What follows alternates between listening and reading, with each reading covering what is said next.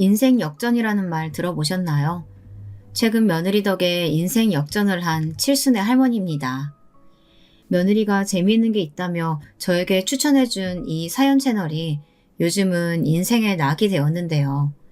며느리의 도움을 받아 작성하는 글이인 만큼 많은 분들이 즐겁게 들어주셨으면 좋겠네요.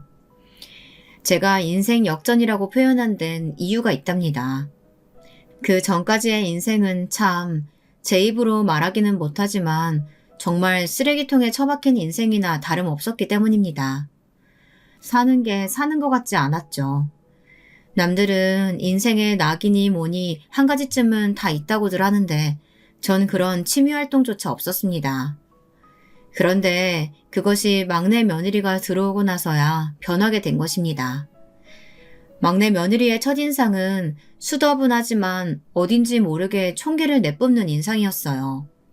자기 형들과 달리 약간은 어리버리하고 말귀를 잘 못 알아듣는 막내 아들과는 달리 똑부러지고 야무진 느낌이었죠.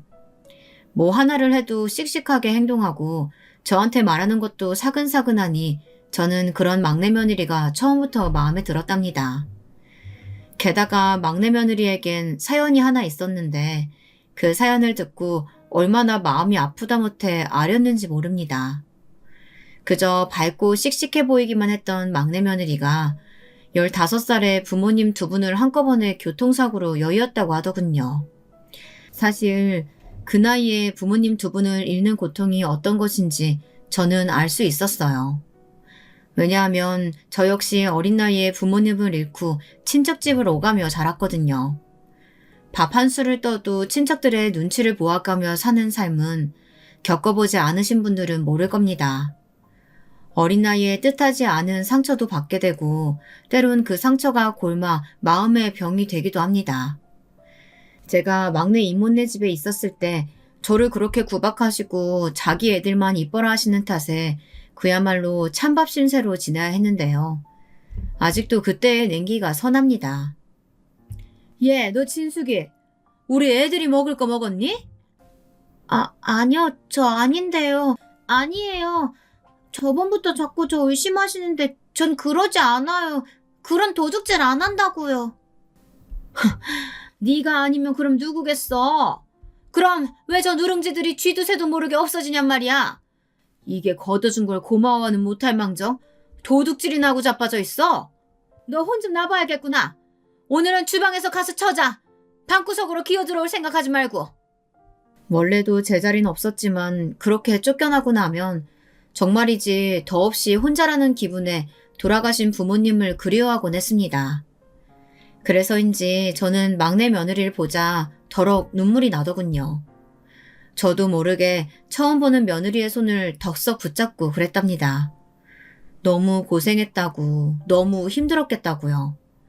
막내 며느리는 약간 당황한 기색이었지만 곧이어 제 손을 마주잡으며 고맙다는 말을 속살거렸습니다. 어쩐지 그 애와 저의 어린 시절이 맞닿아 있는 것 같았죠. 그때 그렇게 저는 막내애까지 장가를 보내고 난 후 조금은 허탈하고 시원섭섭한 기분으로 집에 있었는데요. 막내 며느리는 그런 제 기분을 알곤 종종 안부 인사도 오고 저녁거리를 사들고 왔다며 거리낌 없이 방문하더군요. 사실 요즘엔 며느리들이 시어머니 무섭고 싫어서 일부러 거리 둔다는 말도 있지 않습니까? 근데 막내 며느리는 그런 게 일체 없었어요. 저를 외면하지도 않고 살뜰히 챙겨봐준 유일한 사람이라고 해도 과언이 아닐 겁니다. 어머님, 저 왔어요. 제가 너무 자주 오는 건 아니죠. 그래도 어머니 좋아할 거 생각하니까 그냥 지나칠 수가 없더라고요. 얼른 밥만 차려서 같이 먹어요. 오늘은 아버님도 없이 혼자 있으시는 날이니까 제가 더 오래 있다 갈게요. 아이고, 이렇게 오지 않아도 된대도. 고맙구나 참. 그나저나 가깝지도 않은 거리인데 택시라도 타고 오지 그랬어. 택시라뇨. 저희 집 코앞 버스 정류장에서 쭉 타고 오면 한 번에 오는데요. 창밖 구경도 하고 바람도 쐴 수 있어서 좋은걸요? 애기 갖기 전엔 이렇게 어머니와 오래도록 같이 있고 싶어요. 당시엔 저도 이렇게 쭈글쭈글한 노인네가 아니고 기운이 나름 팔팔했으니 며느리와 같이 밥도 차려 먹고 나가서 산책도 하며 여유 시간을 보내고 오곤 했답니다. 그 시간이 참 낙이라면 낙이었죠. 저도 모르게 우리 막내 며느리 언제 오려나 이렇게 기다리게 되었으니까요. 솔직히 말하면 막내 며느리를 제외한 첫째, 둘째 며느리들은 어딘지 모르게 제가 더 불편함이 느껴지는 며느리들이었어요. 친정이 부유해서 늘 비싼 옷과 가방으로 도배해서 시댁에 오는 첫째 며느리는 일단 집안일 하는 거 자체를 굉장히 싫어했어요. 제가 명절 음식도 하나하나 만들어 놓아야 했고요. 둘째 며느린 둘째 아들처럼 같은 의사였는데 항상 바쁘다는 이유로 명절을 다 지내고 나서야 시댁에 들러 밥 한 끼 먹고 가는 게 전부였답니다. 그마저도 어머니, 죄송한데 저희 이만 그만 가봐야 돼서요. 이렇게 말하며 자리를 뜨곤 했어요. 그토록 잘난 며느리들이었으니 왠지 그 앞에선 귀도 못 추리고 맥도 못 추리는 게 저란 사람이었습니다. 시어머니란 사람이 이런다 하면 바보 같다 보실 분들도 있으시겠지만 저는 워낙에 소심하고 남들에겐 죽어도 나쁜 말 못하는 답답한 사람이었으니 며느리들이 더 어려웠어요. 그런 첫째, 둘째 며느리들과 달리 살뜰하게 저를 돌봐주는 막내 며느리였으니 얼마나 고맙고 기특했겠어요. 어머님, 저는 이런 말 그렇지만 저는 어머님이 꼭 저희 엄마 같아요. 친정엄마요. 기억 속에서도 이미 희미하신 분이지만 저희 엄마가 하늘에서 저를 위해서 어머니를 내려주신 게 아닐까요? 그렇게 가끔 생각해요. 그 정도로 어머님은 제게 소중하신 분이에요. 가끔은 이런 말을 하며 저를 감동시키고 눈물 짓게 만들곤 했답니다. 막내 며느리 역시 저와 아주 유사한 어린 시절을 가지고 있었어요. 눈치 빠르고 사람들 기분에 잘 맞추는 것도 그때 하도 눈칫밥을 먹어 그렇게 된 것이라고 하며 웃어 보이는데 가슴이 참 아프더군요. 나야말로 네가 반갑고 기특하다. 너와 인연이 된 게 내 인생에선 참 행운이고 복이라고 생각해. 뭐든 도울 테니까 어려워 말고 말해. 알았지? 엄마라고 생각하고 말이야. 그때 저를 엄마라고 생각하라고 한 말은 제 딴엔 큰 용기였답니다. 괜히 주책을 떠는 게 아닐까 염려했는데 다행히 막내 며느린 그 말에 감격한 표정으로 저를 꼭 껴안더라고요. 정말 그렇게 엄마라 생각해도 되냐면서요. 사실 당시 그 말에 함께 껴안고 울고 싶은 마음을 꾹 눌렀어요. 전 사람이 참 그립고 애틋했습니다. 물건이나 던져대며 집구석에 있는 옆에 내라고 저를 끊임없이 비하하는 남편. 나이가 들어서도 저를 구박하지 못해 안달인 시어머니. 연락 한 통 하려 해도 바쁘다며 끊어버리는 무심한 자식들. 젊었을 땐 자식들을 힘겹게 키우면서 그래도 이 자식들이 크면 내게 어느 정도 효도를 할 거라 굳이 거창한 효도까지는 아니더라도 어미의 마음을 알아줄 거라고 생각했습니다. 그런데 남편과 시어머니의 등살에 떠밀려 힘겹게 삼형제를 키웠건만 그 세 놈이 머리가 크자 그중 한 놈도 제게 따뜻한 말 한마디 해주는 놈이 없더군요. 자기 대학 가기 바쁘다고 고등학교 때부턴 쳐다도 보지 않는 첫째부터 의사가 되어야 하기에 시간이 없다고 하는 둘째 놈. 그나마 제게 조금 연민을 느끼고 가끔 밥 먹었냐 물어봐주는 놈이 셋째였습니다. 엄마, 형들은 엄마 생신인데 전화도 안 해요? 너무하네 참. 아니야. 네 형들이 요즘 다들 바쁜 것 같더라. 괜히 연락해서 형제간에 분란 일으키고 그러지 말아라. 형들도 마음으론 엄마를 고맙게 생각하고 있을 거야. 아니에요, 엄마. 엄마 생각과는 달라요. 형들은 엄마 고마운 거 코빼기도 모른다고요. 엄마가 젊은 시절 아버지한테 그렇게 맞고 매일 피멍든 얼굴로 밥 해줬어도 그거 당연하게 받아먹으면서 아버지한테 아무 말도 안 했잖아요. 아버지한테 대항한 건 나밖에 없어요. 엄마 어쨌든 이제 엄마도 나이 드셨으니까 엄마 마음 가는 대로 사셔요. 난 엄마가 이혼한다고 해도 말리지 않아요. 무슨 갑자기 이혼이야. 너 장가도 안 갔는데. 됐다. 쓸데없는 소리 말고 너 건강이나 생각해. 무리해서 일하지 말고. 알았어? 그나저나 여자친구 언제 보여줄 거야? 보여드릴게요, 곧. 엄마도 좋아하실 거예요. 당시 막내놈이 장가를 가기 전이었으니 저런 대화가 오갔지만 그랬던 막내놈조차 어느 순간부터는 제게 회사 일이 바빠졌다며 소홀해져 버렸습니다. 그러니 그런 처지의 저에겐 그나마 결혼 후 들어온 막내 며느리만이 하늘의 담비와 같았죠. 그리고 그런 며느리에게 뭐라도 해주고 싶었어요. 저는 조금 안달이 나 있었던 것 같아요. 그러던 어느 날 막내 며느리의 생일날이 다가왔고 뭐라도 사주고 싶어서 고민하다가 백화점에서 물건을 하나 샀습니다. 사실 마음이야 보석 달린 목걸이니 반지 이런 것들도 해주고 싶었지만 모든 경제권을 쥐고 휘두르는 남편이 알면 노발대발할 것이었기 때문에 그럴 수가 없었어요. 겨우 고민해서 사게 된 것이 작은 은팔찌였어요. 며느리의 가느다란 손목에 맞을 이쁜 팔찌였죠. 보자마자 마음에 찬 은팔찌는 그 자리에서 제 시선을 빼앗아 버렸고 며느리가 기뻐할 모습을 생각하니 가격대가 높다는 것도 망각하고 바로 계산대에 올려버렸어요. 하지만 그것이 남편 눈에 걸리고 말면서 그날 사단이 일어나 버렸죠. 더욱 참혹하고 비참한 건 그 모습을 자식 부부까지 보게 된 것이었고요. 집구석에 있는 예판내가 할 게 뭐가 있다고 이 돈을 써? 너 내가 경고했지? 내 돈 함부로 쓰지 말라고. 네가 뭔데 내 돈을 아무렇게나 긁어대면서 사치질을 하고 있어. 그럴 주제가 된다고 생각하는 거야? 그럴 시간 있으면 밥이나 제대로 해. 내가 좋아하는 진밥이 아니잖아. 그리고 그거 당장 환불해오고. 저기요 여보. 이거 얼마 안 해요. 우리 며느리 생일인데 내가 시어머니잖아요. 하나쯤은 해주고 싶어요. 허락해줘요. 네? 내가 지금까지 당신한테 뭐 못한 거 없잖아요. 삼시세끼 당신이 원하는 따뜻한 밥에 다림질한 깨끗한 옷에 당신 어머니 똥오줌 받아내는 수발까지 드는데 이거 하나쯤은 허락해줄 수 있잖아요. 그 입 못 닥쳐?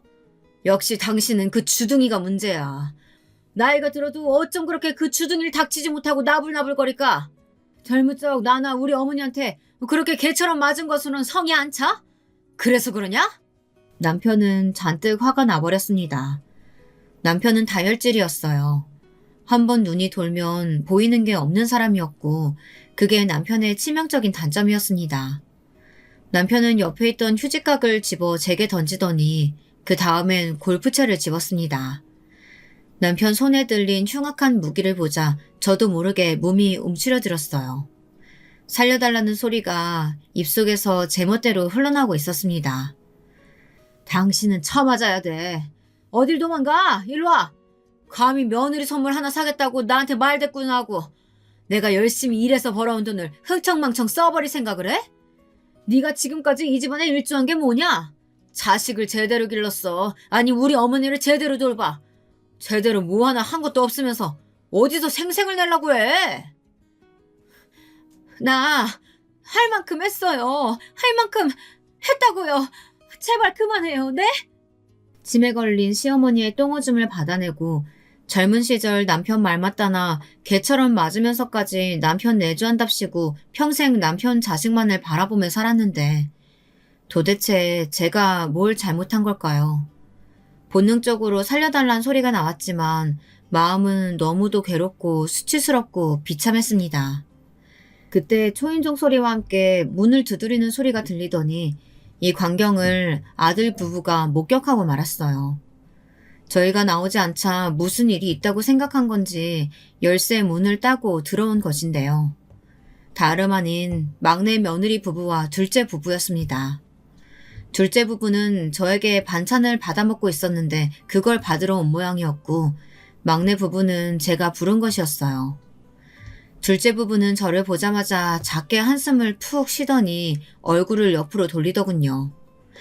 의사라는 아들이 피를 질질 흘리고 있는 저를 보았으면 적어도 일으켜 세우거나 다친 데는 없냐고 물어봐야 했는데 둘째 아들은 심지어 약간 한심한 얼굴로 저를 바라보고 있었습니다. 그 눈빛에 저는 그만 더 서러워져 눈물을 뚝뚝 떨구고 말았네요. 그때 나서준 것이 막내 며느리였답니다. 아버님, 뭐 하시는 거예요? 지금 우리 어머님을 설마 때리신 거예요? 아버님, 이거 번제예요. 어머님 때리실 데가 어딨다고 이렇게 막무가내로 그러실 수가 있어요? 제가 이 사람한테 듣긴 했다만 정말 아직까지도 이러실 줄은 몰랐네요. 어머니, 일단 응급실로 가요.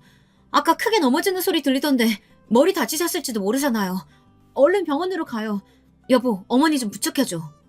이런 미친. 그 응급실 비용이 얼마 하는 줄 알고 거기 데려간다고 해? 네 시어머니 아주 멀쩡하다. 봐봐, 아주 쌩쌩하잖아. 그러니 저렇게 울고 자빠졌지. 오만 가지 연기까지 하면서 아주 TV에 나가야겠어. 연기라뇨. 아버님, 말씀이 지나치세요. 어머님, 일단 저랑 같이 나가요. 여보, 뭐해? 부축 안 하고. 어머니, 업혀요. 옆에서 남편의 고성이 들려왔지만 전 일부러 못 들은 척 막내 아들의 등에 업혀 집 밖으로 나갔습니다. 집을 나와서야 크게 부딪히진 않았고 그저 장식장 유리에 살짝 긁힌 것뿐이라며 내려달라고 했지만 며느리는 무조건 응급실로 가야 한다며 혹시 모르니 검사를 해야 한다고 우기더군요. 비용도 자신이 부담하겠다면서요. 아들 며느리 앞에서 이런 모습을 보였다는 것 자체가 너무 수치스러워서 눈을 뜨고 싶지도 않았지만 그 말엔 숨죽여 오열하며 아들의 등을 눈물로 적실 수밖에 없었습니다. 남편의 이런 공격적인 성향은 젊었을 적부터 시작되었습니다. 시집 오기 전에 그저 조금 잘 노는 동네 오빠 정도였지 이런 성향이 있는 줄은 전혀 몰랐어요. 저를 맡아주신 친척분께선 집안에 돈이 없다며 얼른 저를 시집 보내려 드셨기에 더 성급하게 결혼을 추진하게 되었고요. 예, 너 꼭 그 남자한테 시집 가야 한다. 내가 마을 사람들 이야기 들어보니까 아주 잘 사는 집안에다가 그 시어머니 되실 분도 성품이 좋다고 하시더라. 여기 성당 나가시는데 성당 같이 다니시는 분이 그런 말을 하대. 차마 며느리감 찾는다고 하는데 내가 네 이야기를 바로 해버렸지 뭐야. 정말요? 정말 괜찮은 사람이에요? 집안도 중요하지만 사람도 중요하잖아요. 그 오빠 조금 무서워 보이던데. 아니야. 걔도 생긴 게 그래서 그렇지. 효자 아들에다가 길 가는 어르신들도 잘 돕고 착한 애라고 하대. 걱정 말고 만나봐봐. 너도 이제 시집 가야지. 그렇게 두근거리는 마음으로 만나게 된 동네 오빠였던 남편에게 마음이 뺏겨 속전속결로 아주 어리석게 결혼이란 절차까지 밟게 되었는데요. 시어머니는 제가 시집 오기 전 그때만 해도 친척 어르신분의 말씀대로 점잖고 인자하신 분이었습니다.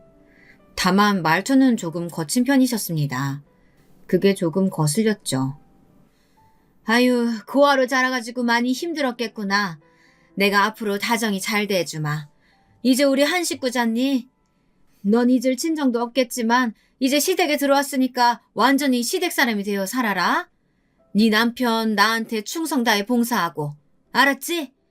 그게 여자의 가장 큰 보람이자 도리인 거야. 나도 그렇게 해서 우리 시어머니한테 예쁨 많이 받고 친딸처럼 자랐단다. 나중에 보니 시어머니의 마지막 말은 철저한 거짓말이었죠. 앙숙도 그런 앙숙이 없었으니까요. 하지만 그때 양아치 같던 자기 아들을 어디론가 장가는 보내야겠는데 자기 시중도 잘 들어주고 맹해 보이는 여자애를 찾던 중 마땅히 그런 여자애가 나타나지 않아 크게 골치를 앓았다고 하셨으니 못 꾸밀 거짓말이 없었죠. 전 그렇게 희상양이 되어 팔려가듯 시집을 가서 줄줄이 애만 낳고 살았습니다. 그리고 그 외 남편이 벌려놓은 일들은 입 밖에 내기조차 싫은 것들입니다. 그러던 어느 날 처음으로 남편의 성향을 알게 되었어요. 자기의 담배 재떨이를 마음대로 바꿨다면서 저한테 재떨이를 던지려고 하더라고요. 품에 아이를 안고 있었는데 말입니다. 이 정신 나간 년아, 너 내 물건에 함부로 손대지 말랬지?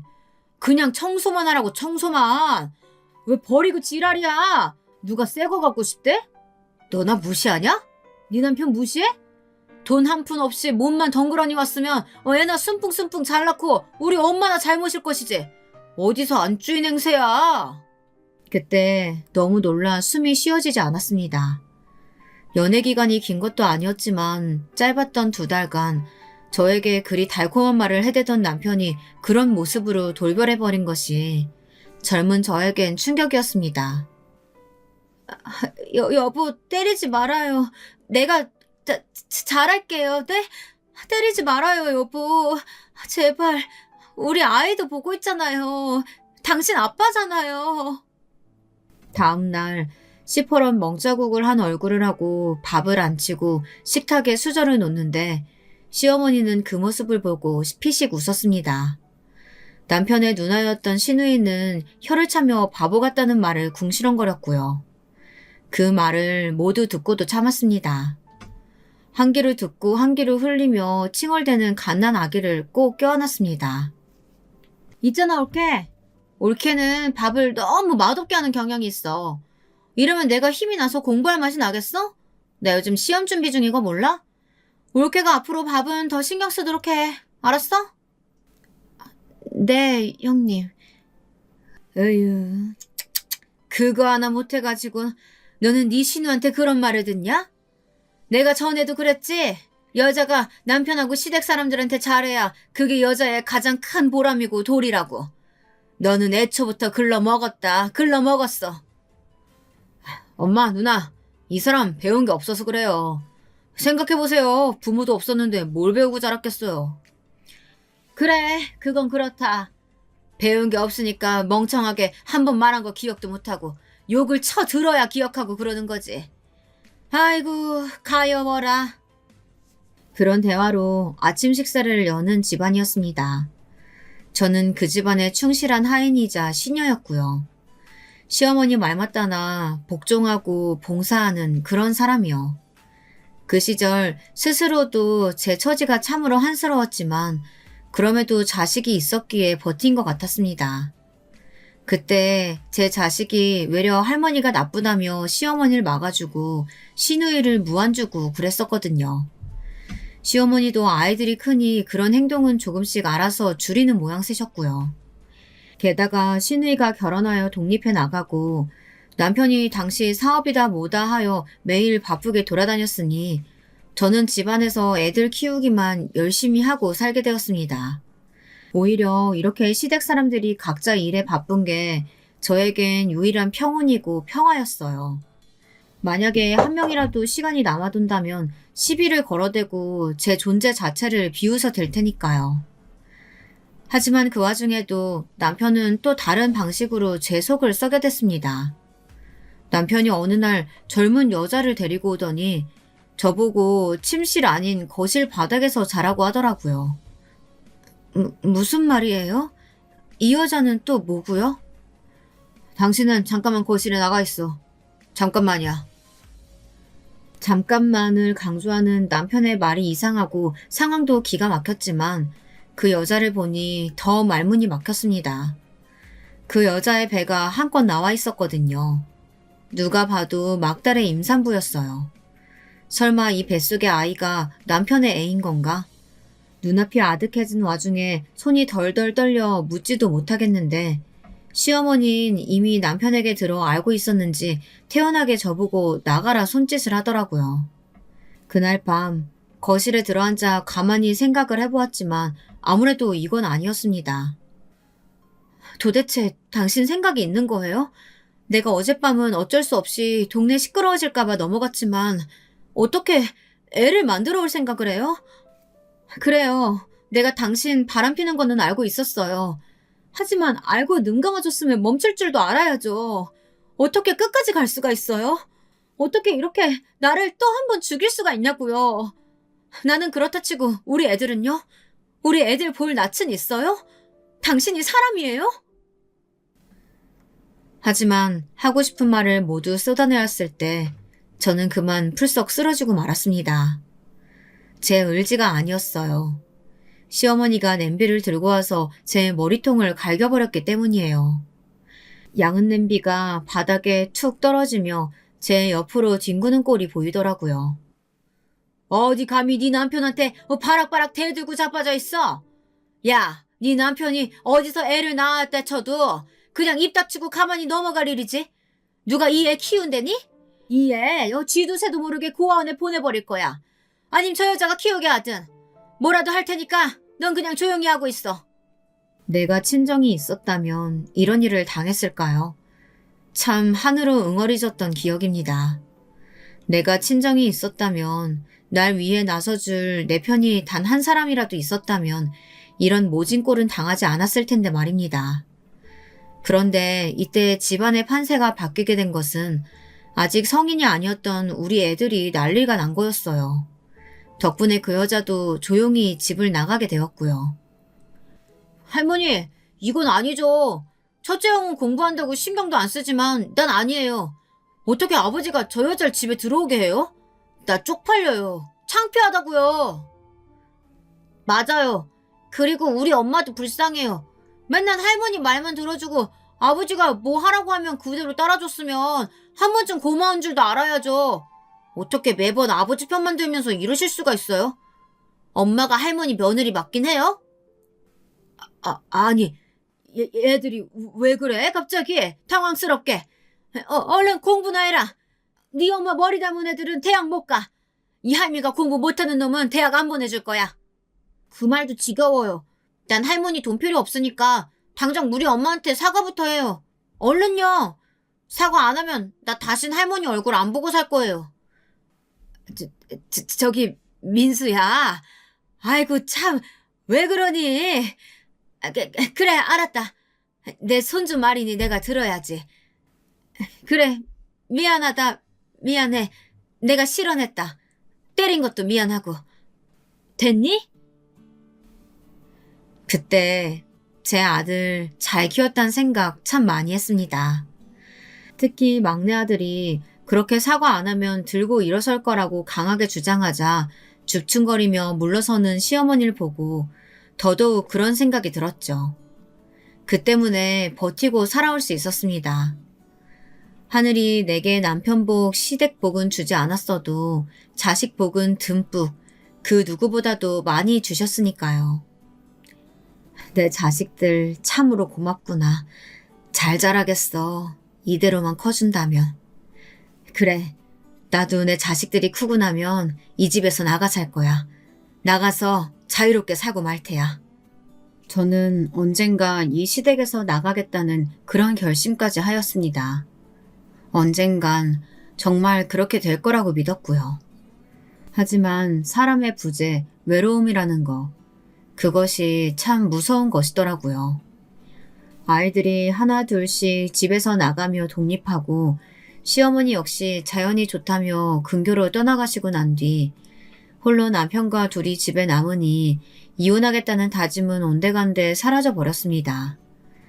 어렸을 적 빈집에 쓸쓸히 남아있던 그 기억이 제게는 몹쓸 상처였나 봅니다. 남편을 막상 떠나려 하자 혼자 어디 가서 뭘 해야 할지도 모르겠고 그렇다고 제게 마땅한 친구가 있는 것도 아니고 그저 막막하더라고요. 자유롭게 새처럼 살겠다는 결심이 무색하도록 저는 그렇게 현실의 막막함에 주저앉아 버렸죠. 남편에게 또 한 번 손찌검 당하는 이런 일이 일어나기까지요. 나중에 응급실에서 간단한 조치를 받고 수액을 맞은 후 마음이 그나마 진정이 되었는데요. 그때서야 아들 부부와 제대로 이야기할 수 있게 되었답니다. 역시나 며느리는 길길이 날뛰더라고요. 어머님, 이건 아무래도 아닌 것 같아요. 제가 이 사람한테 어머니가 겪으신 일 상세히까진 아니어도 어느 정도 듣긴 했어요. 근데 들으면 들을수록 어떻게 그런 일을 당하고 살아오신 건가 싶고 저는 너무 이해하기 힘들어요. 어머님, 저는 아버님과 떨어져 사셔야 한다고 봐요. 이대로 계속 가시면 어머님 점점 힘들어지실 거예요. 이제 어머님도 나이 있으셔서 어디 잘못 맞으셨다가는 몸에 큰 문제가 생길 수도 있다고요. 그래, 네 말 무슨 말인지 안다. 알어. 근데 어떡하겠니. 이게 내 팔자고 운명인걸. 젊은 니들 눈에야 내가 참 답답하고 고지식해 보이겠지만 차마 저 사람을 떠나고 살 수는 없겠구나. 대신 내가 이런 일 생기지 않도록 조심하마. 어머님, 이건 어머님이 조심하셔야 하는 문제가 아니고요. 이건 아버님의 문제라니까요. 저희가 오늘 여기 오지 않았으면 어쩔 뻔했어요. 저 아까 어머님이 선물 주시겠다는 문자 받고 온 건데 만약 혹시라도 제가 못 봤으면 상상도 하기 싫어요. 정말 이걸 어쩌면 좋아. 막내 며느리에겐 이 일이 꽤나 충격적이었나 봅니다. 며느리는 제게 남편과 이혼해야 한다며 몇 분간 저를 설득했어요. 옆에서 막내 아들도 동조하듯 가만히 며느리를 지켜보고 있더군요. 그 순간 제 머릿속에 꽤나 많은 기억들이 스쳐 지나가긴 했습니다. 21살에 덜컥 혼전 임신을 시킨 남편에게 시집와 줄줄이 애만 낳고 살았던 시기 동안 단 한 번도 저를 보살피지 않았던 시어머니, 뻔히 다른 여자를 들여 내 앞에서 입을 맞추고 시시덕거리고 있던 남편, 밥을 태웠단 이유로 하는 거 없이 밥만 축낸다며 주걱으로 입을 때렸던 기억들까지 모두 너무나 괴로운 기억들이었습니다. 벗어나고 싶은 그런 기억들이었죠. 그럴 수만 있다면요. 하지만 왜였을까요? 그때 전 막내 며느리의 손을 조용히 잡으며 당부했습니다.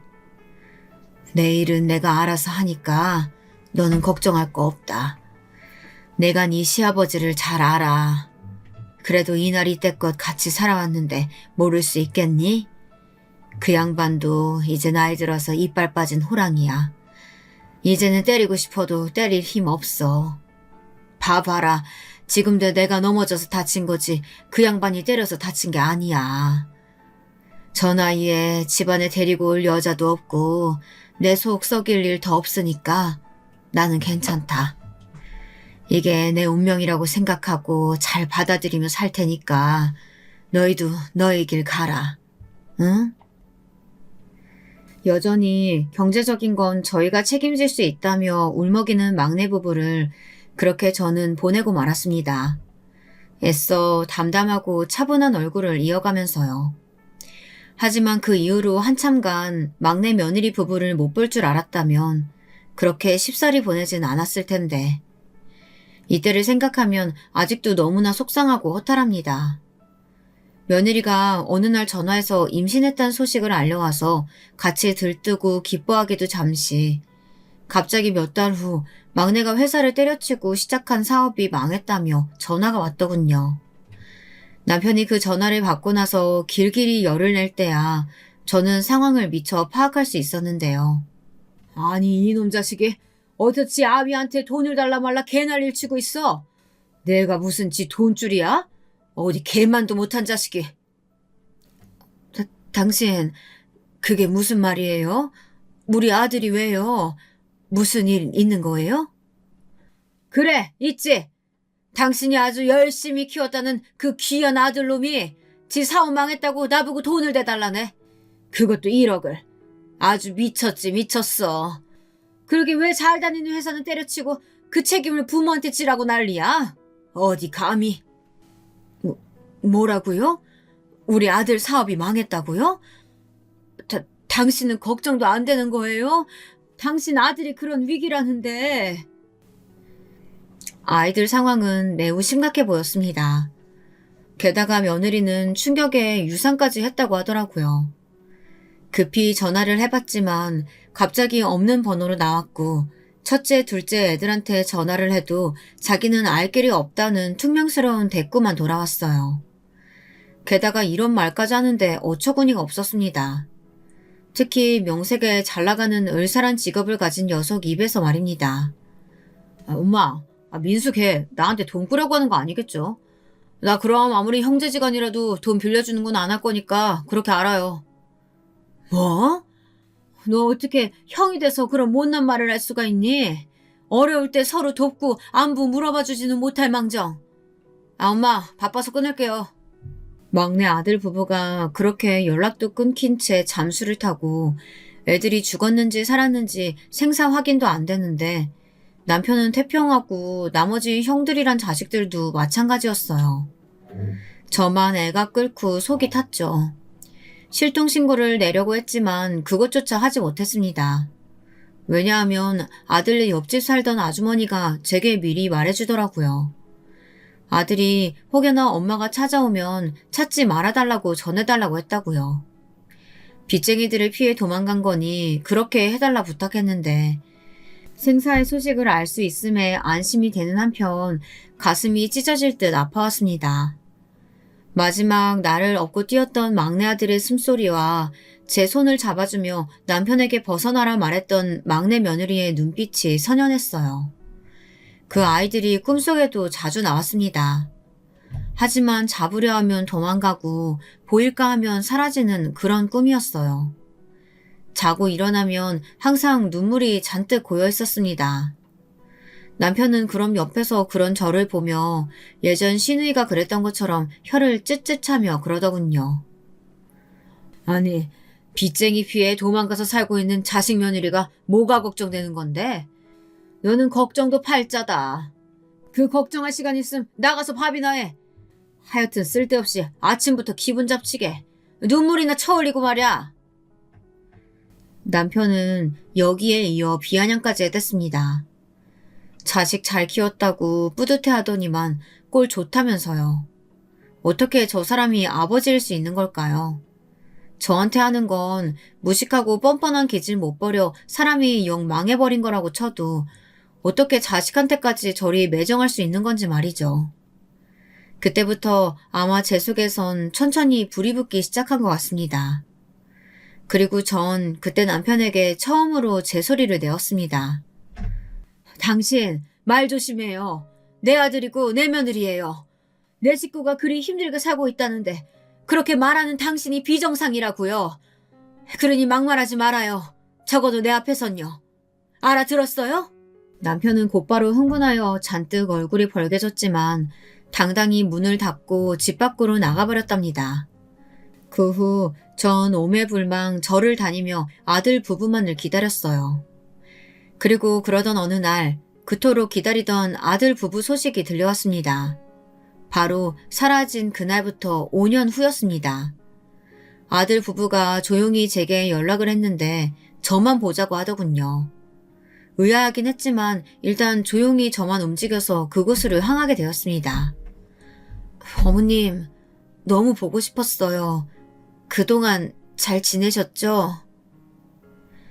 오랜만에 본 며느리와 아들의 행색은 참으로 초라했습니다. 잘 먹지도 못했는지 며느리 얼굴이 너무 많이 상해 있었어요. 아이들은 작은 고시원에서 식당이며 공장일이며 닥치는 대로 뭐든 하면서 그렇게든 겨우 살아가고 있다고 했습니다. 하지만 아직 빚은 갚지 못했다고 했어요. 자기를 쫓는 빚쟁이들이 있기에 조용히 저만 보자고 했다고 하고요. 엄마, 아직 빚은 다 갚지 못했어요. 그래도 언젠간 꼭 갚아서 당당하게 엄마 앞에 나타날 테니까 조금만 지켜봐 주세요. 그래, 그럼 당연히 그럴 거다. 엄만 기다릴 거야. 그나저나 민이 넌 얼굴이 너무 상했구나. 힘들지? 괜찮아요, 어머님. 사실 어머님이 너무 보고 싶어서 몇 번이나 연락하고 싶었는데 괜히 제가 걱정만 끼쳐드리는 것 같아서 쉽사리 못했어요. 어머님이 해주시는 그 김치가 얼마나 먹고 싶었는지 몰라요. 장조림도. 참 많이 생각나고요. 아이들은 어찌나 모진 고생을 했는지 약간은 둘 다 눈빛이 퀭해 보였습니다. 일단 저는 급한 대로 준비한 돈을 아이들 손에 넣어주었어요. 놀라는 눈빛으로 보는 아이들에게 제가 몰래 모아둔 비상금 같은 거니 써도 된다고 말했습니다. 실제로 그 돈은 정말 제 친척 어르신들이 돌아가시면서 작게나마 유산같이 남기신 돈이기도 했습니다. 이럴 때 아이들에게 쓰일 수 있어서 참 다행이더라고요. 저는 아이들이 사는 허름한 고시원 앞까지 눈물로 배웅을 하곤 다음날 급하게 장조림과 김치를 담가 고시원 아주머니에게 맡겼습니다. 그 안엔 며느리를 향한 편지까지 담았죠. 민희야, 처음 네가 들어왔을 때 그리 딸같이 살갑게 굴어 너를 내 복덩이라고 생각했었다. 그런데 너와 함께할 시간이 이렇게나 짧아질지 미처 상상도 못했구나. 내 아들 버리고 떠날 수도 있었지만 그러지 않고 꿋꿋이 옆에 남아 살아주는 네가 나는 참 안쓰럽고 그렇단다. 너희를 믿고 기다리고 있을 테니 힘내거라. 언젠가 살다가 힘들 때면 엄마를 꼭 찾아와. 엄마가 되어주겠다는 약속, 그것을 기억하며 적어내려간 편지였습니다. 그렇게 집으로 돌아와선 아이들을 만났다는 이야기는 절대 가족들에게 하지 않았습니다. 조심스레 연락하고 조심스레 만나며 가끔씩 돈을 주고 오곤 했습니다. 다행인지 불행인지 씁쓸하게도 아무도 사라진 막내 부부에게 관심이 없어 걸리지 않을 수 있었죠. 아마 남편이 제게 남겨준 유산이 있다는 걸 알면 당장 달려들었을 텐데 그것만은 반드시 막아야 했기에 조심하고 또 조심했어요. 그리고 묵묵히 기다렸어요. 어느덧 제 나이가 어느덧 칠순이 되었을 때였는데요. 그간 첫째 아들 부부도 나름 잘 살고 있었고 둘째 아들 부부 역시 자기들 병원에서 억대 수익을 올리고 있다는 소식을 들었지만 저에게 용돈을 준다거나 어버이날 찾아오는 행동은 전혀 하지 않았어요. 남편은 그런 애들을 흉보곤 했습니다. 제가 잘못 키워서 애들이 저 모양 저 꼴이 된 거라면서요. 네가 애를 똑바로 키웠어 봐라. 다른 노인네들은 호화 관광이니 이런 거 갈 때 우린 집구석에 처박혀서 이러고 있나. 이게 사는 거냐? 참나. 그게 왜 내 탓이에요. 그만 좀 하고 밥이나 먹어요. 뭐야? 나이 들더니 입이 아주 살았다? 나이 들고선 저도 같이 늙는 처지에 할 말은 하고 살았지만 시어머니가 돌아가시고 난 후 남편은 어딘지 모르게 더 괴팍해졌습니다. 그전에도 물론 손찌검을 하고 여자 만나고 돌아다니며 제 속을 썩여댔지만 나이가 들어서 그런지 괜히 작은 거에도 히스테리를 부리고 하루 종일 혼잣말로 불평불만을 토로하더군요. 가끔은 저 사람을 정신병원에라도 데려가 약이라도 먹여야 하나 그런 생각이 들 정도였습니다. 참 살 날이 얼마 안 남았다는 생각이 들어 그런가 유독 씁쓸하고 외로운 나날들이었습니다. 그런데 그때 기적 같은 일이 나타났죠. 바로 막내 부부가 돌아온 것입니다. 막내 부부는 금이환영을 했습니다. 말 그대로 금이환영이요. 여느 날처럼 시래기 된장국을 끓이고 조심스레 국물을 한술 뜨고 있을 때 갑자기 저희 집 앞에 외제차 한 대가 도착했는데 거기 아들 부부가 내렸어요. 사실 아이들이 거주지를 지방으로 옮기고 난 후엔 1년에 한 번 내지 2년에 한 번 얼굴을 보다가 저도 나이가 들고 하니 거동이 불편해 최근 몇 년간은 전화로만 소식을 주고받고 있었어요. 최근에 주고받은 소식이 새롭게 시작한 사업이 드디어 잘 풀려가고 있다는 소식이라 기뻐하고 있었는데요. 이렇게 금이환영할 줄은 몰랐던 거죠. 어머님, 아버님, 저희 왔어요. 저희가 너무 늦었죠? 세상에, 너 민수 아니냐? 아니, 너 셋째 며느라기까지. 이게 어떻게 된 일이야? 게다가 이 선물들은 또 뭐고? 저 차는 설마 너희 차냐 설마? 남편이 애들의 차림새 갖고 온 선물에 더 관심이 많은 듯 놀라하며 추접한 몰골을 보이는 동안 저는 그만 너무 기뻐 울음을 터뜨리고 말았습니다. 어머님, 제가 일찍 온다고 해놓고 이렇게 늦어져서 죄송해요. 이제 제가 어머님 모시고 살 거예요. 확실히 며느리의 얼굴에선 전보다 나이 든 티가 나기는 했지만 누가 봐도 중년의 우아한 사모님 같은 모습이었습니다. 드디어 핀 얼굴에 제가 더 감격스러워 며느리를 껴안고 눈물겨운 상봉을 했어요. 하지만 그 사이에도 남편은 아이들이 도대체 어떻게 성공한 건지 그 부분을 더 알고 싶어 안달이 나 있더군요. 자신에게 콩고물이라도 하나 떨어질까 잔뜩 기대하는 눈치였습니다. 아니, 나는 니네가 물론 잘 돼서 이렇게 돌아올 줄은 알았는데 이 정도일 줄은 상상도 못했다. 대단하다, 정말 대단해. 게다가 우리 막내 아가 너는 옛날부터 아주 영특했잖니. 나는 네가 뭐라도 하나 해낼 줄 알았다. 네, 아버님 감사해요. 실은 내가 요즘 비트코인에 투자 잘못했다가 거의 전 재산 가까운 돈을 잃어버렸거든. 아주 우울하던 찰나였는데 니네가 오니 살맛이 나는구나. 나는 니네랑 함께 살아도 좋다. 니네만 좋다면야. 아니면 니네 사는 고급스러운 아파트 옆에 우리 집 하나 마련해줘도 괜찮고. 남편의 노골적인 말에 점점 제 인상이 찌푸려지더군요. 어쩜 이렇게 변한 게 하나도 없는지. 이 사람은 제가 아이들을 어떤 마음으로 기다렸는지 모를 겁니다. 매일 절에 다니며 아이들을 위해 빌고 빌었습니다. 부디 건강하길, 무탈하길, 그렇게 돌아오길요. 그런데 아이들이 정작 가장 힘들 땐 나 몰라라던 사람이 저러고 있으니까 화가 치밀어 오르더군요. 아버님 집을요? 그래, 돌아왔으니까 이제 효도해야지.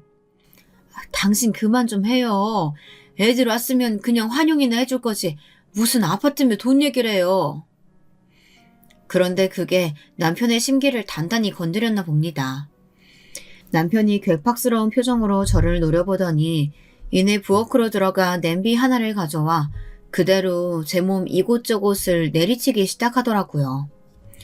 늙은이의 힘이라 해도 아프지 않을 수가 있나요? 너무 놀라서 그만 방어를 못하고 속수무책으로 맞고 있는데 그때 며느리가 억센 힘으로 남편을 붙잡아 멈추게 했어요. 아버님, 그만두세요. 여기서 더 하시면 경찰에 신고할 거예요.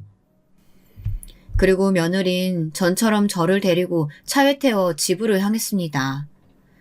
집으로 가는 내내 괜스레 민망스럽고 멋쩍은 마음이 들더군요. 여전히 나이가 들어도 남편에게 맞고 사는 그런 저를 며느리가 어떻게 볼지 그 생각이 뻗치자 저도 모르게 고개를 푹 수그리게 되더군요. 도착한 며느리와 아들 부부가 사는 집은 역시나 호화스럽고 그 안 역시 며느리의 꼼꼼함과 세심함이 드러나는 인테리어로 잘 꾸며져 있었습니다. 며느리는 잠시 집안을 두리번거리는 저를 그대로 지켜보다 이내 소파에 천천히 앉히더군요. 며느린 차분한 말투로 말을 이었어요. 어머니, 더 이상 참지 마세요. 그래, 나도 참 그렇다. 오랜만에 만난 너희한테 이런 모습이나 보이고 싶었던 건 아닌데 많이 당황스러웠지? 어머니, 저희는 괜찮아요. 대신 어머님, 제가 아버님 버릇 고칠 방법 알려드릴 테니까 그대로 따라해 보실래요? 응? 방법? 무슨 방법? 아버님 돈 좋아하시잖아요. 돈을 이용한 방법인데요. 지금 집으로 가서 앞으로 어머님께 잘하면 제가 아버님께 10억을 드리겠다고 말씀하세요. 물론 아버님이 실제로 어떻게 하실진 집 안에 CCTV 설치해서 제가 보고 있다고 설명드리고요. 그렇게 돈을 길들여 보세요. 이 방법 분명히 통할 거예요. 며느리는 씩 웃으며 일단 자기의 방법대로 한 번만 해보라고 하더군요. 저는 잠시 고민했지만 이 방법이 아니면 별 수 없을 것 같아 일단 고개를 끄덕였습니다. 사실 기나긴 시간 며느리와 아들 부부를 기다리는 동안 저는 여전히 시댁의 하인이자 종이었습니다.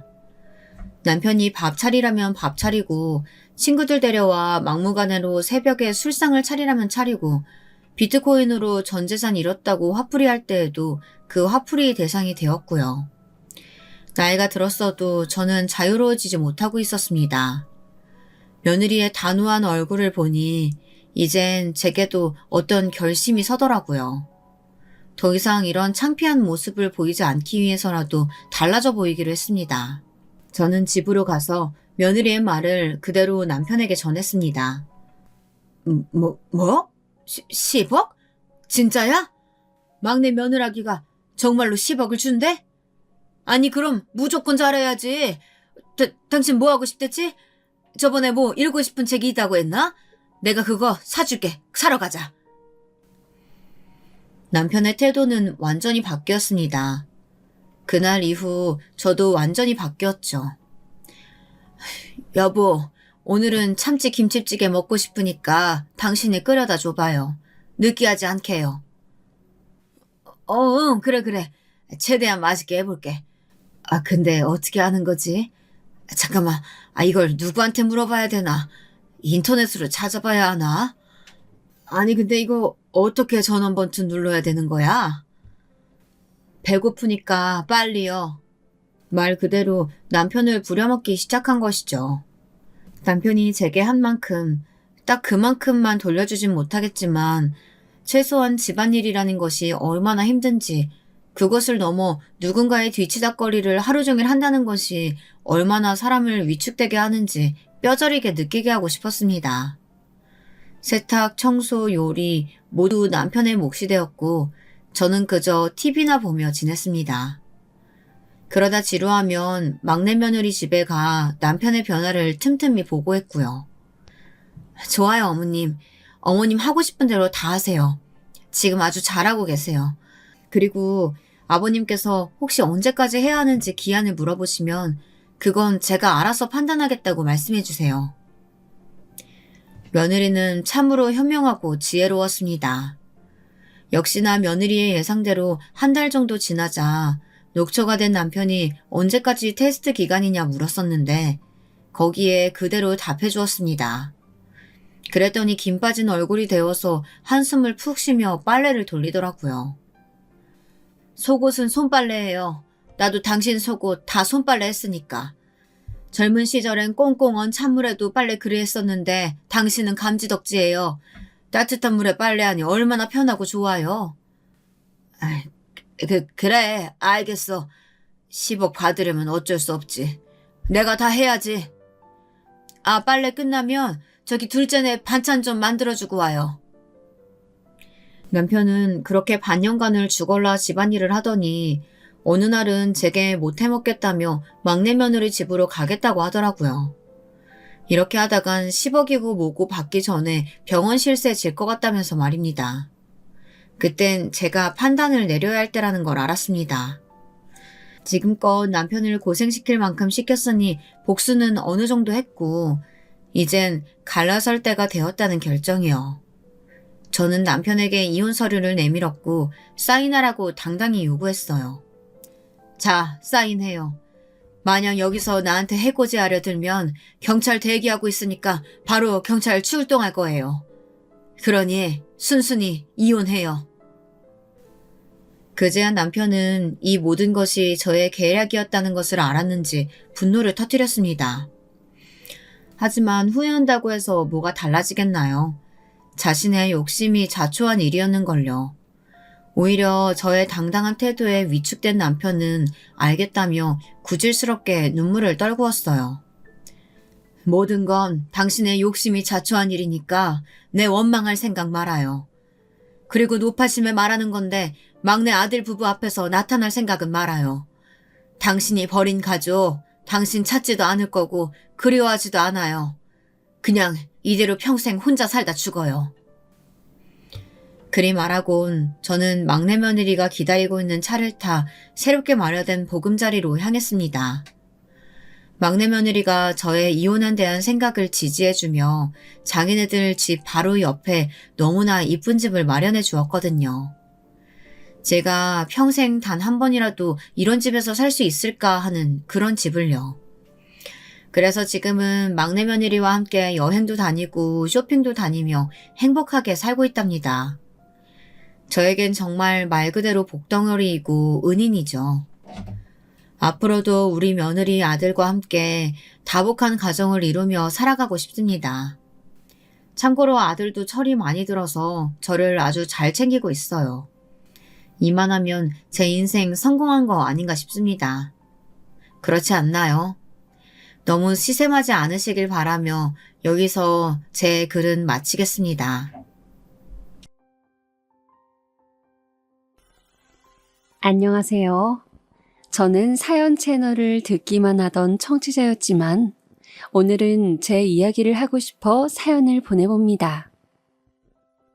여러분은 혹시 인생 대박, 로또 당첨 같은 일이 자신에게 있을 거라 믿으시나요? 저는 절대로 믿지 않는 사람 중에 한 명이었습니다. 그런 일이야 세상에 있겠지만 저와는 다른 세상의 이야기라고만 생각하고 있었지요.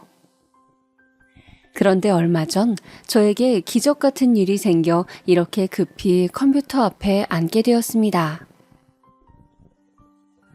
먼저 제 소개를 하자면 저는 평범하게 회사를 다니고 있는 50대 가장입니다. 시간이 뭐라고 어느덧 머리 빠지고 배 불뚝 나와 완전히 아저씨가 되어버렸지만 그런 저에게도 청춘이 있었고 마냥 철모르는 아이였을 때가 있었지요. 오늘은 그 시절 이어진 인연에 대한 사연을 여러분들께 들려드리고 싶습니다. 저는 바닷가가 보이는 마을에서 자랐습니다. 저는 제가 자란 곳이 참 좋았어요. 날이 좋을 때는 물속으로 풍덩 뛰어들어 수영을 할 수 있었고, 좋아하는 동네 꼬마들과 모여 함께 모래놀이도 할 수 있었고, 관광객들이 놀러오면 구경하는 재미에 시간 가는 줄 몰랐으니까요. 아이들과의 약속은 항상 바닷가였어요. 지겨울 법도 한데 그 시절엔 그곳에서 하루 종일을 보내도 재미있었습니다. 허나 이곳을 누구보다 사랑했던 제가 갑작스럽게 이사를 하게 된 건 바로 어머니가 갑작스럽게 집을 나가면서부터였어요. 어느 날 학교에 돌아와 엄마 하고 불렀더니 반응이 없어 울었던 기억이 납니다. 그리고 그날 아버지는 저를 붙잡고 말씀하셨죠. 네 엄마 다른 남자랑 바람이 나서 나가버렸다. 바람이요? 그래, 우리 버리고 나갔어. 그러니 너도 엄마 그리워할 생각 말고 찾지도 말고 평소처럼 학교 잘 댕기고 친구들이랑 놀아라. 아빠. 아빠의 그 한마디는 저에게 청천벽력과도 같았습니다. 저에게 보물 같던 엄마가 하루아침에 증발해버렸는데 그 이유가 왜더라뇨? 저는 믿기지 않았어요. 하지만 아버지는 엄마가 그 당시 바닷가 근처에서 빵집을 하는 청년과 몰래 짐을 싸 떠났다고 말했고, 바닷가 마을에 남아봤자 수군거림만 심할 뿐 숱한 소문들 속에서 저를 키울 수 없었기에 이곳으로 데리고 와야 했다고 했어요. 엄마가 그리워 저는 매일 밤 엄마를 부르며 베개가 눈물로 흠뻑 적셔질 때까지 울다가 지쳐 잠에 들곤 했습니다. 언젠가 엄마가 날 데리러 올 거라 믿으며 집 앞 현관문에 나와 해가 저물 때까지 엄마를 기다리기도 했지요. 성철아, 엄마 왔다. 뭐 먹고 싶니? 라고 말하는 엄마의 따뜻하고 다정한 목소리가 귓가에 들리는 것도 같았어요. 그럼 저는 버선발로 냅다 뛰어나가 엄마 하고 안기고 싶었습니다. 아마도 제가 이런 망상을 했던 건 부모가 나를 버렸다는 사실을 받아들이기도 어린 마음에 믿기도 싫었던 것 같아요. 허나 당시 무서운 아버지의 말을 거스를 수도 없어 그런 행위들을 오래 할 수는 없었어요. 또 거기다 아버지는 어업을 하셨던 분이었기에 새로운 곳에와 적응하는 것을 무척이나 힘들어했는데 그 때문에 평소보다 화를 더 자주 내셨거든요. 너 아버지 들어오면 어지르지 말고 있으라 했냐 안 했냐? 좁아 터진 집구석에 뭐 어지를 게 있다고 이 짓거리야? 당장 안 치워? 아버진 별일이 아닌데도 저에게 심하게 화를 내셨고 어쩔 땐 제가 벌인 일이 아님에도 꼬투리를 잡곤 했어요. 어린 마음에 그런 아버지가 싫기도 했지만 또 혼이 날까 무서워 빠르게 아빠의 눈치를 보며 설거지를 하고 아버지가 신은 양말을 치우곤 했어요. 그렇게 저와 아빠 단둘이 낯선 곳에 와 적응해 나가야 하는 삶이 무섭기도 버겁기도 했지만 저는 아버지를 생각해서라도 꿋꿋이 학교에 나가고 친구들도 사귀며 지내려 했습니다. 대신 마음속에서 어머니는 죽여야 했죠. 나를 버린 어머니를 생각하면 마음이 찢어지도록 아파왔으니까요. 하지만 새로 전학 온 학교는 바닷가 마을의 그곳과는 너무도 달랐어요. 일단 아이들이 굉장히 짓궂었고 매일 똑같은 옷을 입고 있는 저를 향한 시선이 곱지 않았어요. 그걸 알게 된 건 전학 오고 일주일 정도 후였습니다. 어느 날 어떤 여자의 몇 명이 저를 보며 키득거리며 있더라고요. 당시 부끄러움이 많아 여자애들 눈도 잘 못 쳐다보곤 했는데 그때 한 여자애가 다가와 제 눈을 똑바로 쳐다보며 이렇게 말하더군요. 야, 너는 옷이 그것밖에 없냐? 거지도 그런 옷은 안 입겠다. 너 우리 집에 올래? 우리 엄마가 너한테 옷 몇 벌 준대. 뒤를 돌아보니 아이들 모두 그 얘기를 들었는지 같이 웃고 있었고 저는 순간 얼굴이 벌개져 후다닥 교실 밖으로 뛰어나가 냄새나는 화장실에 숨어 한참을 울었습니다. 수업 시간을 알리는 종이 쳤는데도 아이들이 있는 곳으로 들어갈 수가 없었어요. 결국 선생님들이 저를 찾으러 학교를 뒤지셨는데도 제가 발견되지 않자 이 일은 아버지 귀에 들어갔고 아버지마저 학교로 오시게 되었죠. 나중에 들으니 제가 그 화장실 칸 안에서 자고 있었다고 하더라고요. 아마 울다 지쳐 잠든 모양이었어요. 선생님들은 다행이라며 안도의 숨을 내쉬었지만 아버지는 그날 저에게 아주 무서운 얼굴로 화를 내셨어요. 이제 철 모르고 행동할 나이는 지났다.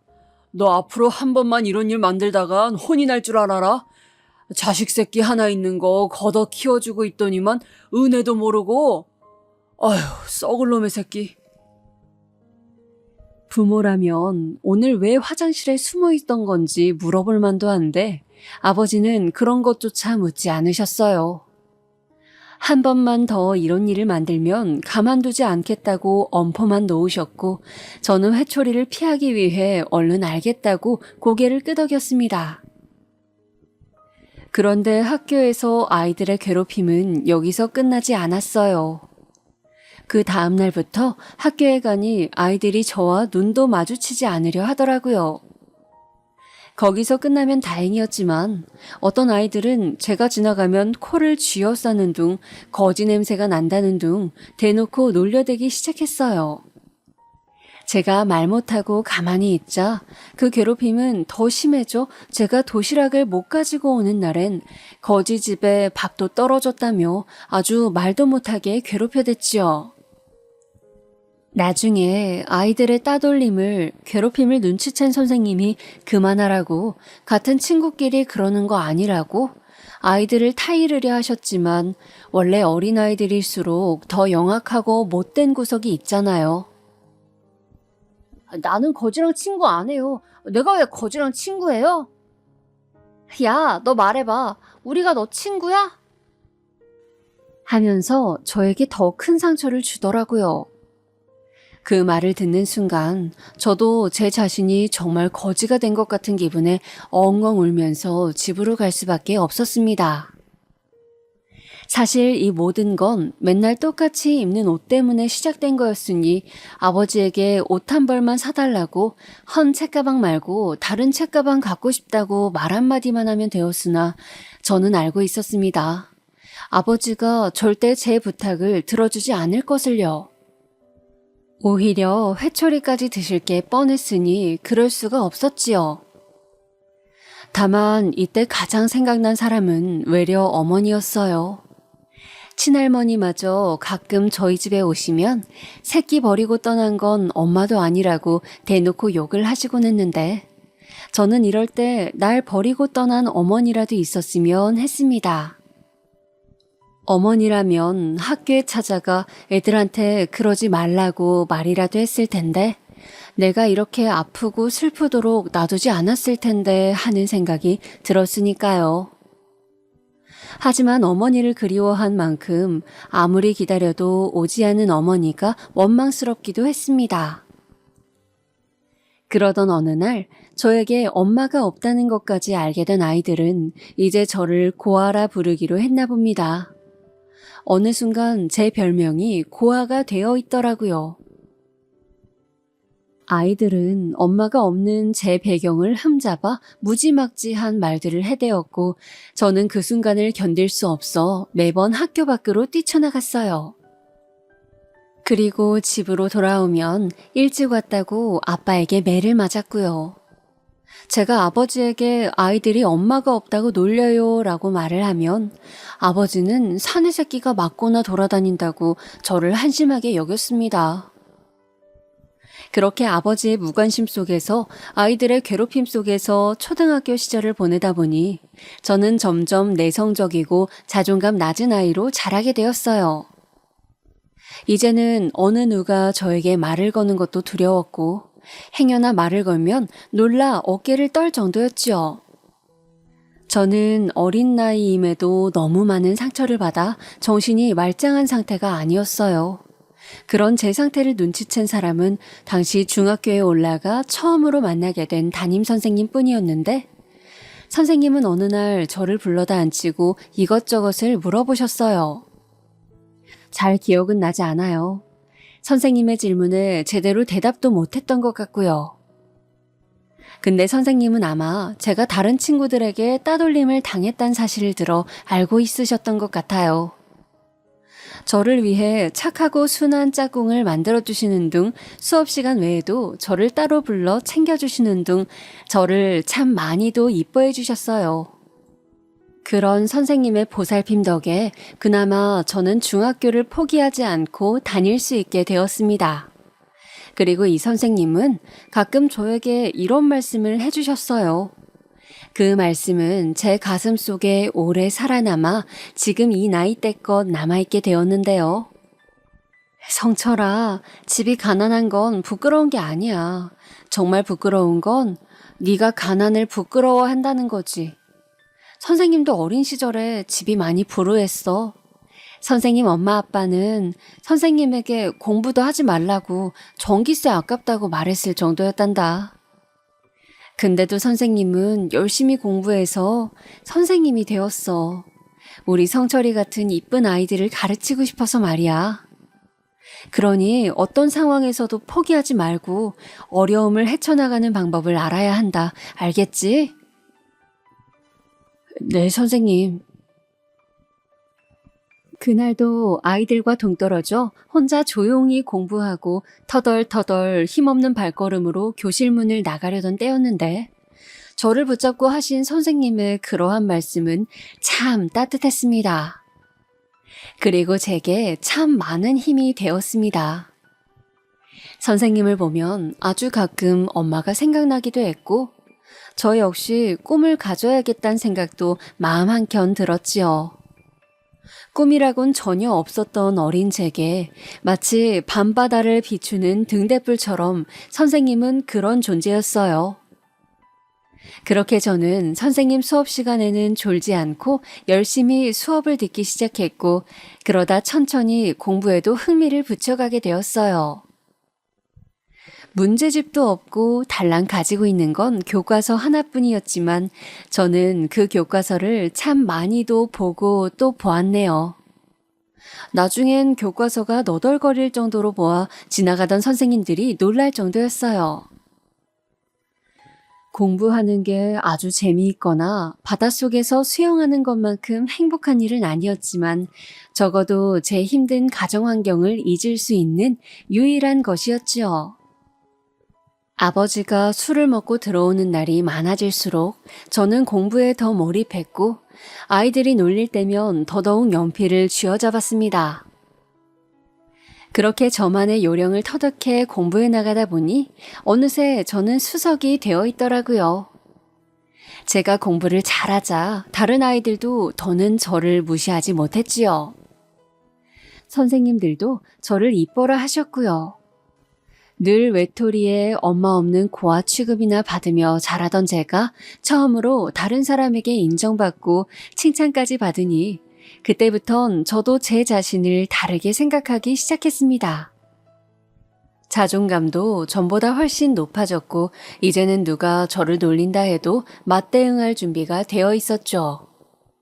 그런 자신감 넘치는 모습이 제 스스로도 참 마음에 들었어요. 하지만 저의 상황은 변해갔지만 집안 상황은 달라지지 않았어요. 아버지는 몇 번이나 직장에서 잘리셨고 결국 일용직을 해나가실 수밖에 없었는데 그마저도 나가지 않고 집에 있는 일이 많아지셨으니까요.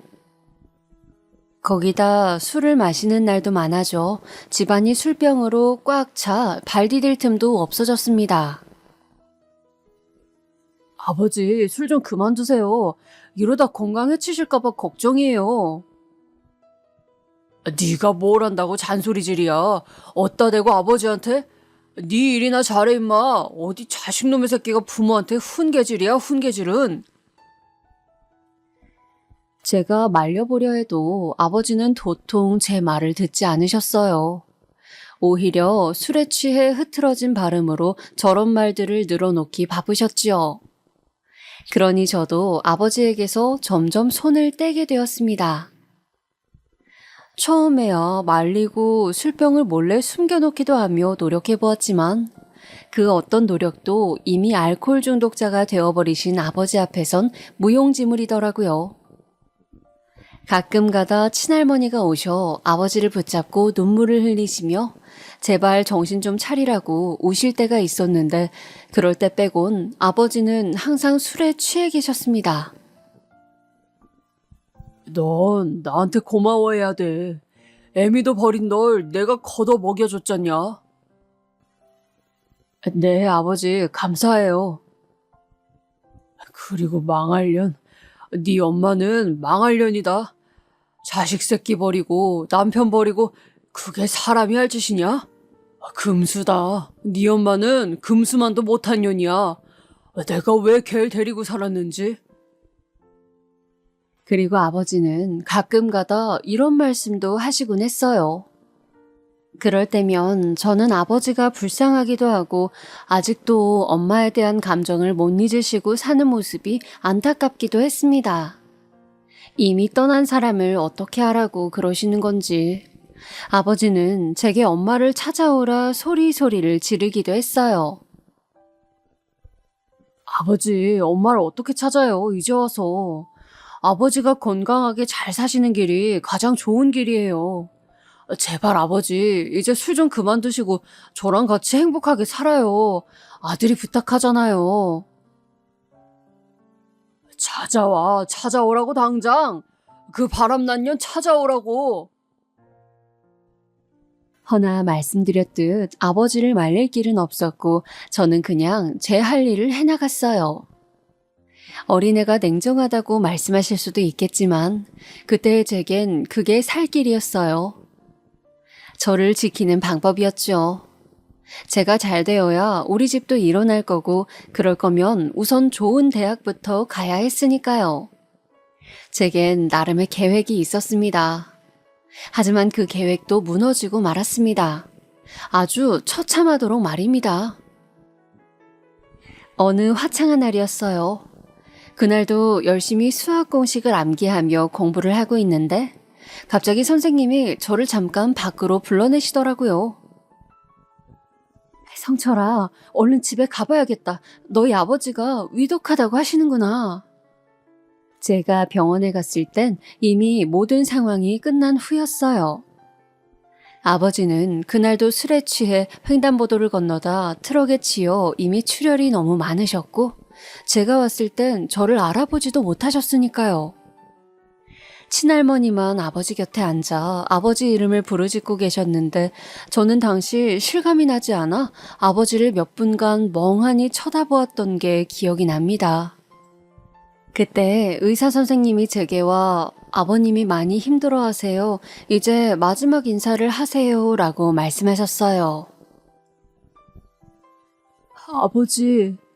아버지. 저는 그렇게 넋을 놓고 아버지의 이름을 부르다 아버지를 보내고 말았습니다. 아버지의 장례식은 참 초라했습니다. 아버지의 마지막을 보러 오는 조무객들은 몇 되지 않았고 저와 할머니만 덩그러니 앉아 영정사진을 바라보고 있을 뿐이었지요. 아버지의 형제들 중 몇몇 분이 오셨는데 다들 아버지와 사이가 안 좋으신지 장례식 내내 얼른 집에 가고 싶다는 기색만 내비치셨습니다.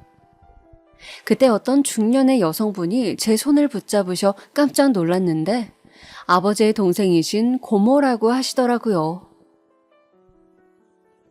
네가 성철이구나.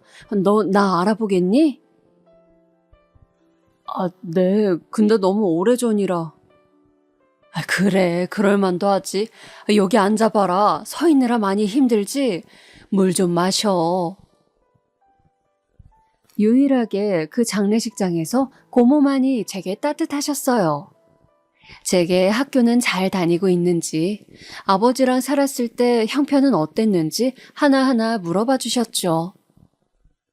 얼굴도 기억나지 않는 고모이지만 누군가 내 안부를 물어봐주는 어른이 있다는 것 자체로 안심이 되었는지 저는 그제야 모든 상황이 실감나며 그만 울컥했던 것 같아요.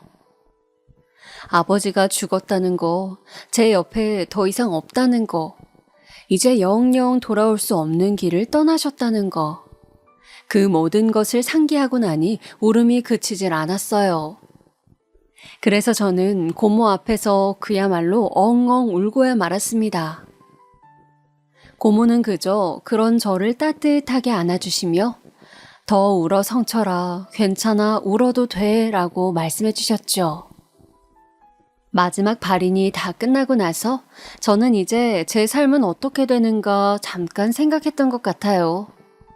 할머니와 함께 사는 걸까? 아니면 나 혼자 지내게 되는 걸까? 늘 술에 취해 계셨던 아버지였지만 아버지 없이 들어갈 빈집이 좀 무섭기도 했습니다. 근데 그때 저를 따뜻하게 위로해 주셨던 고모가 저에게 다가와 자기와 같이 살지 않겠냐고 말씀하시더라고요. 저랑 고모랑요? 고모도 아직 결혼을 못해서 혼자거든. 너가 우리 집 와서 살아도 눈치 볼 사람 없고 고모도 일 나가는 일이 대부분이니까 성철이만 괜찮다면 고모는 함께 살고 싶은데. 그때 저는 무슨 생각이었을까요? 저에게 처음으로 손을 내밀어주는 어른의 호의가 낯설기도 하고 두렵기도 했습니다. 그리고 그 손을 눈 딱 감고 모른 척 잡고 싶다는 생각도 했던 것 같아요. 하지만 저는 고개를 내저었어요. 아니에요, 고모. 감사하지만 저 혼자 잘 살아나갈 수 있어요. 나중에 언제 고모 집 한번 들릴게요. 정말 괜찮겠니? 나는 네가 걱정이 많이 되는데. 괜찮아요. 저 할머니도 계시고 이제 어차피 성인 될 날도 얼마 안 남았으니까 혼자 힘으로 살 수 있어요. 저는 일부러 다부진 척 얼굴에 밝은 미소까지 지으며 말했어요. 집에 돌아오는 길엔 이제 정말 혼자라는 생각에 마음 한구석이 텅 비어진 느낌을 지울 수가 없어 바보처럼 주저앉아 버릴 걸 알면서도 그땐 왜 그랬는지 모르겠네요. 그럼에도 고모는 제가 걱정이 되셨나 봅니다. 제가 집에 돌아간 이후에도 저를 보러 먼 지방에서 올라오셔서 바리바리 싸온 반찬들을 냉장고에 넣어주고 가셨어요. 아버지의 죽음 이후 처음 알게 된 고모는 저를 자식처럼 챙겨주셨어요. 나중에 들었지만 고모는 임신이 잘 되지 않아 한번 이혼을 당하신 아픔이 있다고 하더라고요. 그 뒤로 아이들만 보면 이뻐라 하시고 홀로 남겨진 저도 고모 자식 같으셨대요. 자식을 먼저 보낸 슬픔이 크셨는지 몇 달 후 할머니가 돌아가시고 정말 제가 혼자 되었을 때도 고모가 있었기에 그나마 버틸 수 있었던 것 같아요. 그러다 제가 대학을 갈 때쯤 고모는 제게 통장 하나를 건네셨어요. 고모, 이게 뭐예요? 성철아, 이거 고모가 열심히 모은 돈이야. 성철이 네가 꼭 써줬으면 좋겠어. 고모, 나 이 돈 받을 수 없어요. 고모가 어떻게 모은 돈인데. 비밀번호는 성철이 네 생일이야. 내가 구두쇠 기질이 있어서 돈을 잘 안 쓰고 모아놓곤 했는데 이렇게 쓰이라고 너한테 가라고 그랬나 봐. 고모는 이 돈으로 우리 성철이 공부시킬 수 있어서 무지 행복해. 성철아, 앞으로 인생에서 힘든 일 많았겠지만 그럴 때마다 고모가 우리 성철이 응원하고 있다는 거 기억하렴, 알았지? 문득 저는 고모의 얼굴을 바라보다 옛날 제게 잘해주셨던 선생님이 생각났어요. 그저 제가 행복해지길 바란다는 이유로 아무 대가 없이 자신의 것을 나눠주신 어른들이었지요. 저는 그날 고모의 온기가 담긴 통장을 받으며 제게 이런 선함을 베풀어 주신 어른들의 마음을 잊지 않겠다고 다짐했습니다. 저는 성적대로 우리나라 최고의 대학에 합격했고 좋은 회사에 들어가 이제는 어느덧 엄마 없는 고아라느니 가난뱅이라느니 하는 수식어를 떼고 한 집안의 가장이 되었습니다. 저는 회사에서 제 아내를 만났는데요. 아내는 무척이나 현명한 여자였어요. 제가 회사 생활을 힘들어했을 때 옆에서 도와준 사람도 아내였고 회사를 나와 제 회사를 차리며 힘든 시기를 보내고 있을 때도 묵묵히 기다려준 사람도 아내였어요.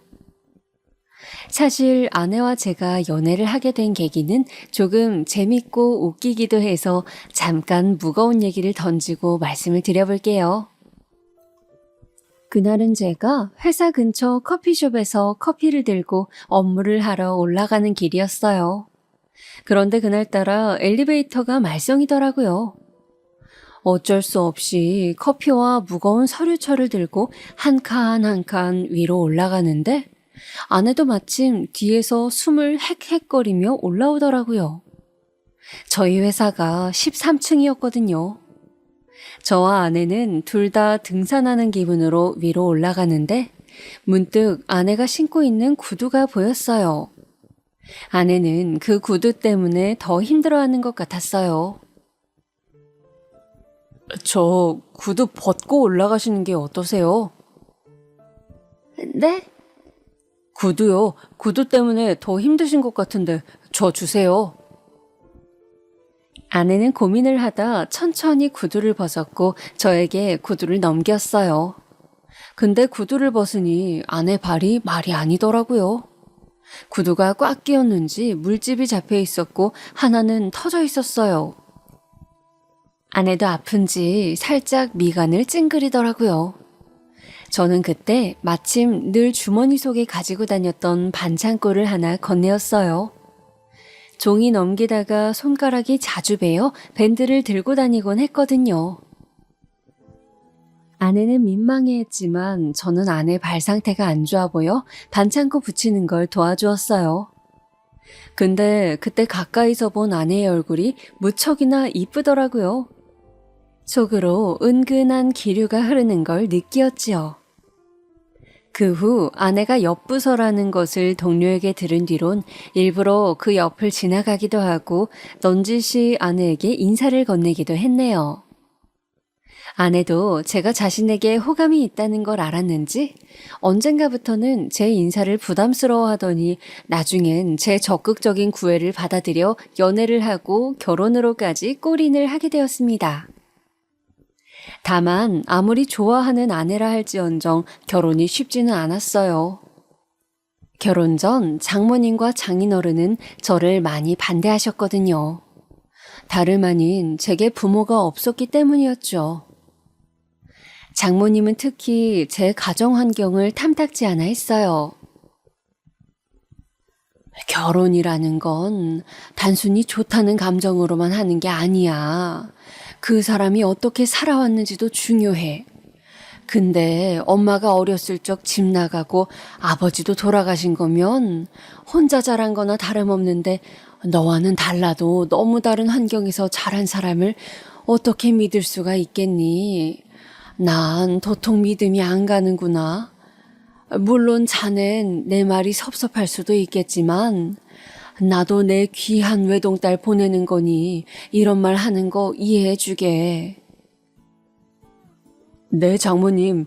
장모님 하시는 말씀 다 이해합니다. 제가 장모님이라도 저를 받아들이기 쉽지 않았을 겁니다.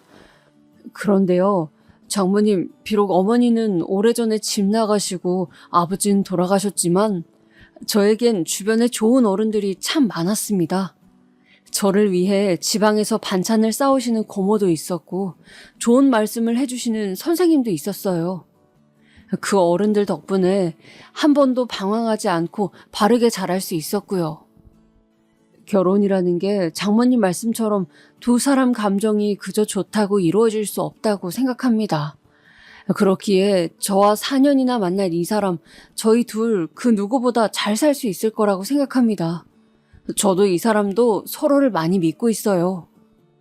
저에게 한 번만 기회를 주십시오, 장모님. 놀랍게도 장모님은 저의 말 한마디에 저희의 결혼을 승낙해 주셨어요. 한번 자네를 믿어보겠다고 한마디 말 속에 자네의 됨됨이가 느껴졌다고 하시더라고요. 장모님께 감사해 큰 절을 올리고 싶은 걸 겨우 참고 그렇게 결혼 승낙을 받게 되었어요. 하지만 가장이 되니 또 다른 삶의 무게감이 느껴졌습니다. 제 회사를 나와 차린 만큼 매일매일이 전쟁터였어요. 직원으로 일하고 있을 때야 최악의 경우 잘리는 거였지만 그래도 다른 회사를 가면 되니 압박을 훨씬 덜 느꼈는데 제 회사이고 또 제가 먹여 살려야 할 직원들이 있다 보니 하루하루 허투루 살아갈 수가 없겠더군요. 그리고 저의 두 아들 성준이와 성민이에겐 절대 죽어도 가난을 물려주고 싶지 않았기에 더 열심히 아등바등 살았던 것 같아요. 여보, 요즘 너무 무리하는 것 같은데 오늘 하루는 쉬지. 당신 일만 한 지 꽤 됐잖아. 그러다 병나 이러면 오래 일하기도 힘들다고. 아니야, 괜찮아. 이 정도쯤이야 거뜬해. 물 들어왔을 때 노 저어야지. 여기저기 투자 들어오고 있는데 이럴 때 잘 안 해놓으면 무너질 거야. 아내는 저를 누구보다 걱정했지만 저는 아내의 걱정보다도 살아남아야겠다는 강박에 꽂혀 정신없이 일만 해나갔어요. 그러다 보니 나중에 가장 후회되었던 건 우리 애들 크는 걸 보지 못했다는 거예요. 매일 야근하고 늦게 들어가다 보니 볼 수 있는 건 애들 자는 얼굴이었거든요. 애들 깨울까봐 다가가지도 못하고 옆에서 지켜보는 걸로 하루의 고단함을 달래곤 했어요. 성준아, 성민아, 이 아빠가 꼭 성공해서 우리 성준이, 성민이한테 세상에서 가장 자랑스러운 아빠가 될게. 꼭 그럴게. 전 그렇게 말하며 아이들의 머리를 쓸어주곤 했습니다. 모르겠습니다. 제가 당시 매일 그런 생각을 했던 이유는 아마도 아버지의 가난이 제게는 많이도 상처였기 때문일 거예요. 가난 속에서 아이들이 자라면 어떻게 되는지, 상처를 입고 자라는지 누구보다 경험으로 잘 알고 있었기 때문에 그러했지요. 그러다 사건이 일어나게 된 건 바로 전년도였어요. 잘 나간다고 생각했을 때쯤 회사가 무너지고 만 것이죠. 믿었던 저희 직원 중 한 명이 저희 회사의 정보와 기술을 다른 회사로 들고 가면서부터 일이 시작되었어요. 그리고 투자자들이 하나 둘 발을 빼기 시작하면서 한순간에 빚이 생기고 나중에는 직원들 월급도 못 주게 되었어요. 당시 저랑 가장 가까웠던 직원 한 명만이 제 곁을 남아 지켰는데 나중엔 그 직원 미래를 위해 다른 회사로 가라고 말해야 했어요. 더 이상 제가 이들을 책임질 수 없는 형편이 되었으니까요. 그래도 저를 믿고 함께 달려와준 직원들인데 이렇게 하루아침에 무너졌다는 사실이 너무도 가혹했습니다. 발빠르게 돈을 빌리고 어떻게든 상황을 나아지게 하기 위해 돌아다녀 보았지만 아무도 제게 도움을 주지 않았지요. 그러다 보니 사람이 순간적으로 나쁜 생각도 하게 되더라고요. 예전엔 이런 뉴스 기사들을 보면 쉽사리 이해하기 힘들었는데 이제야 처절하게 공감이 되었습니다. 하지만 그렇다고 저는 제 자신을 놓을 수도 없었고 그러기도 싫었습니다. 제겐 그 누구보다 소중한 가족이 있었고 저만 목 빠지게 기다리고 있을 우리 사랑스러운 아이들이 있었으니까요. 아내와 아이들을 생각하면 그런 선택이 아니라 다른 선택을 하고 싶었어요. 그래서 처음부터 다시 시작하는 마음으로 모든 것을 내려놓고 아내에게도 아이들 데리고 친정에 가 있으라고 했네요. 그때 제게 찾아온 사람이 바로 저희 엄마였습니다. 어린 시절 상간남과 도망갔던 친엄마요. 무슨 일이라도 해야 할 것 같아 저는 당시 공사장 막노동판에서 일을 하고 있었어요. 그날도 신발끈을 묶고 집을 나섰을 때였죠. 어떤 초라한 행색의 할머니가 저를 붙잡았어요. 저기요, 잠깐 얘기할 수 있을까요? 네? 누구세요? 누구냐는 질문에 할머니는 아무 말씀도 못하시고 눈물이 그렁그렁하신 눈으로 저를 쳐다보셨어요. 그리고는 대뜸 제게 자신이 친엄마라는 사실을 밝혔습니다. 30년 만에 날 찾아온 엄마라니.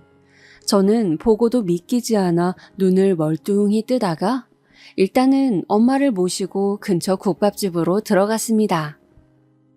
이미 엄마에 대한 원망이던 뭐던 사라진 지는 오래였어요. 차라리 없는 사람이라고 생각하고 살았으니까요. 그런데 막상 이렇게 허름한 모습으로 나타나 허겁지겁 국밥을 먹는 모습을 보니 도대체 왜 날 찾아왔을까 싶더라고요. 어머니는 국밥을 반 정도 먹더니 천천히 이야기를 시작하셨어요. 30년 만에 나타난 어머니가 던진 말은 참으로 뜬금없었는데요. 내가 갑자기 나타나 놀랐지? 실은 내게 부탁할 일이 있어서 왔단다. 부탁이요? 내가 암이라고 한다. 당장 수술을 해야 하는데 수술비가 없어 어찌해야 할지 모르겠구나. 내게 어려운 부탁일 거 안다. 근데 부족한 돈을 메꿀 방법이 없어서 수소문을 해 널 찾아왔단다. 어머니는 자신이 암이라며 수술비 100만 원이 부족하다고 말씀하시더라고요. 행복하고 편안하게 사시기나 하시지 왜 100만 원도 없이 나타나신 건지 순간 가슴이 미어지면서 깊은 고통이 느껴졌습니다. 그 순간 저는 저를 버리고 떠난 어머니의 모습이 생각났고 하염없이 어머니를 기다리던 어린 날 제 모습도 생각이 나 자리를 박차고 뛰어나왔습니다. 근데 뒤에서 어머니가 저를 붙잡으시며 하는 말이 또다시 한번 제 뒤통수를 강하게 후려쳤어요. 내가 너를 떠난 게 아니다. 네 아빠를 도저히 견딜 수가 없었어. 그래서 떠난 거야. 그게 무슨 말이에요? 네 아버지가 나를 너무 많이 때렸다. 너까지 위험할 정도로. 나쁜 말도 많이 하고 나는 견딜 수가 없었어. 그래서 널 놓고 도망쳤어. 너에게 가고 싶어도 갈 수가 없었어. 네 아버지가 너무 무서웠어. 너의 할머니도 그렇고 모두 네 앞에 나타나면 죽여버리겠다고 협박했다. 아, 이제 와서 수술비 얻어내기 위해 그런 거짓말 하시면 좋으세요? 어이가 없기까지 했습니다. 아무리 그래도 돈 100만 원에 아버지까지 모욕하는 이 여자를 어머니라고 받아들이기도 싫더라고요. 그런데 어머니는 끝끝내 제게 핸드폰 번호가 적힌 종이를 쥐어주곤 떠나더군요. 언제든 연락하라면서요. 웃긴 건 마지막까지 어머니의 얼굴이 내내 잊혀지지가 않았어요.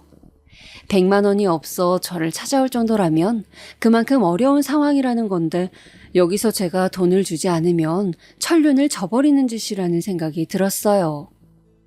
그래서 저는 어머니에게 연락해 계좌번호를 알려달라 했고 100만 원을 송금했어요.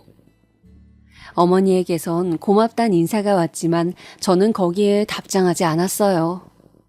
나중에 부고 소식이 왔지만 장례식도 가지 않았어요. 어머니의 마지막을 굳이 보고 싶지 않았습니다. 그렇게 몇 달이 흘렀을까 어머니를 만난 일을 잊기 위해 부단히 노력하며 일만 하고 있었는데요. 저에게 낯선 번호로 연락이 한 통 왔습니다. 중년 남성의 목소리였는데 그 남자는 저를 꼭 만나길 원했습니다. 절 간절하게 찾고 있기에 일단은 나갔는데 그 자리엔 2명의 남자가 있었고 2사람은 자신들을 어머니의 자식이라고 소개했습니다. 아마도 재혼한 뒤 낳은 자식 같았지요. 2사람은 얼마 전 어머니가 돌아가셨다는 소식을 전하며 저에게 통장 하나를 건네더라고요. 이게 무슨 돈이죠? 어머니께서 성철 씨에게 전 재산을 주시라고 하셨어요. 저한테요? 네? 통장엔 정말이지 엄청난 금액의 숫자가 찍혀 있었어요. 제가 놀라 바라보니 그 자식이란 사람은 주머니에서 하얀색 편지지 한 장을 꺼내었어요. 저희 어머니가 편지를 한 장 남겼어요. 이걸 보시면 이해가 빠르실 겁니다.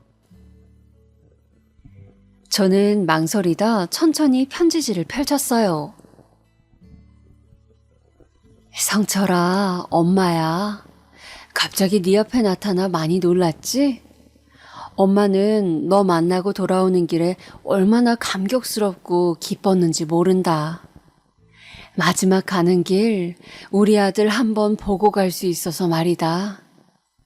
평생 볼 거라 생각 못했는데 재혼하고 나선 부모 자식 인연 여기까지인가 보다 하고 살았는데 이렇게 널 보니 그동안 왜 널 찾아가지 않았는지 무척 후회가 되더구나. 이런 말 믿지 않겠지만 엄마는 널 많이 그리워했단다. 널 단 하루도 잊어본 적이 없었어. 너무 어린 널 그 나쁜 사람에게 남기고 떠났을 때부터 지금 이날까지 말이다. 엄마 없이 힘들게 자랐을 널 생각하면 너무 미안해 하루에도 가슴이 몇 번씩 찢어졌다. 이제와 너에게 용서를 빌 주제도 못 된다고 생각해. 다만 이 돈으로 그동안의 빚을 조금이라도 갚고 싶구나. 나를 용서하지 말아라. 성철아, 그리고 잘 자라주어 너무도 고맙다. 아들, 마지막으로 너에게 100만 원을 빌려달라고 했던 건 너를 시험해보고 싶었단다. 그런 못난 엄마의 마음도 용서하지 말으렴. 미안하다, 아들. 눈물 자국이 담긴 편지엔 어머님의 진심이 적혀 있었고 저도 모르게 그만 따라 울고 있었습니다. 어머니의 또 다른 자식은 함께 눈물을 훔치며 말했습니다. 어머니는 한평생 성철 씨를 그리워하셨어요. 저희에게 숨기고 싶어 하셨지만 늘 들키셨죠. 그리고 일을 정말 열심히 하셨어요. 나중에 성철 씨를 찾고 싶다고 하면서요. 저희 때문에 성철 씨를 찾진 못했지만 어머니는 성철 씨 사진을 지갑 속에 넣고 다니셨을 정도로 보고 싶어 하셨답니다. 저희가 어머니 배 아파 낳은 자식이 아니었지만 친자식처럼 정말 잘해주셨고 저도 어머니의 마지막 의사를 존중해드리고 싶어 전 재산을 넘기는 거에 찬성하게 되었습니다. 그러니 이 돈 받아주세요. 저는 편지지를 가슴 주머니에 넣고 통장을 받은 후에도 한참이나 울었습니다. 그리고 서둘러 고모에게 갔어요. 사실을 확인하고 싶었지요. 고모에게 찾아가니 고모는 화들짝 놀란 얼굴로 제 엄마가 남긴 편지를 보다 이내 모든 사실을 시인했습니다. 그래, 맞다, 성철아. 맞아. 우리 오빠가 네 엄마한테 너무 모질게 굴었어. 나도 알고 엄마도 알고 다 알고 있었어. 그래서 나는 네가 엄마 없이 큰 게 너무 불쌍했어. 어린 너에게 오빠 욕을 할 수는 없었지만 진실을 밝힐 수는 없었지만 나라도 너에게 잘해주고 싶었어. 저는 나중에 가족들과 함께 어머니가 모셔진 곳을 찾아갔습니다. 어머니의 돈으로 회사도 일으켰고 가족들도 다시 건사하게 됐으니 이 감사한 마음도 전하고 오랜 시간 어머니를 미워한 마음도 털어버리고 싶었어요. 어머니, 성철이 왔습니다. 고맙습니다, 어머니. 그곳에선 부디 평안하게 사세요. 그리고 제 자식들, 어머니 손주들 잘 키우고 저도 훗날 어머니 보러 갈게요. 저는 그 말을 하며 어머니가 생전 좋아하셨다고 하는 수국꽃을 놓아드렸어요. 제 자식들에게도 할머니라고 소개를 시켜주었고요. 어머니께서 아마 오늘 이 사연을 듣고 계실 줄 모르겠습니다. 아마 하늘에서 듣고 계시다면 조금은 기뻐하고 계시겠지요. 마지막으로 어머님, 고단하셨던 인생 그 짐 내려놓고 이제는 편히 쉬세요.